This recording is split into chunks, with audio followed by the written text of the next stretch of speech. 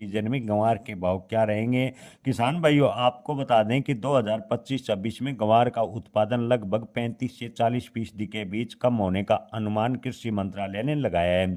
कृषि मंत्रालय की माने तो अब की बार गंवार बुआई का रकबा पिछड़ा, इसके अलावा अत्यधिक बारिश से गंवार फसल कमजोर कई क्षेत्रों में हुई है और गंवार का उत्पादन कम होगा।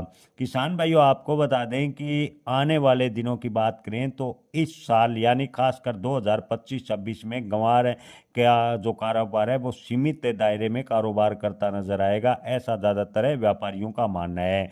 ज़्यादातर व्यापारियों का कहना है कि गंवार सीड के लिए 4400 से 5770 और गंवार गम के लिए 7800 से 11700 या 12000 रुपए के बीच कारोबार पूरे वर्ष यानी 2026 में करता नजर आएगा। हालांकि ज़्यादातर व्यापारियों का ये भी कहना है कि भारत और अमेरिका के बीच जो ट्रेड डील है उस पर समझौता यानी जो टैरिफ को लेकर बातचीत है वो जारी है। अगर उसमें सकारात्मक नतीजे निकलता है तो ग्वार के भाव में थोड़ा बहुत सुधार हो सकता है, अन्यथा ग्वार के भाव की बात करें तो अधिकतम ग्वार के भाव इस साल यानी 2025-26 के सीजन में 5800 या 6000 रुपये प्रति क्विंटल पर जा सकते हैं। गंवार के भाव में बड़ी तेजी की उम्मीद 2026 में भी नजर कम आ रही है।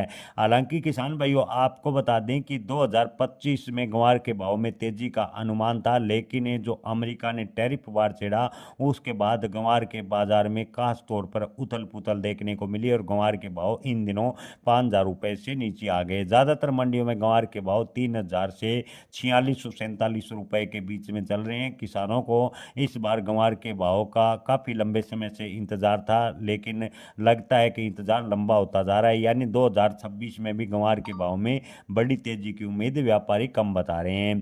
किसान भाइयों, अगर अंतर्राष्ट्रीय मांग में बढ़ोतरी होती है और गंवार की आपूर्ति कम होती है तो गंवार के भाव अगस्त सितंबर 2026 में थोड़े बहुत सुधर सकते हैं, यानी गंवार के भाव 7000 प्लस जा सकते हैं, लेकिन इसकी संभावनाएं बेहद ही कम है।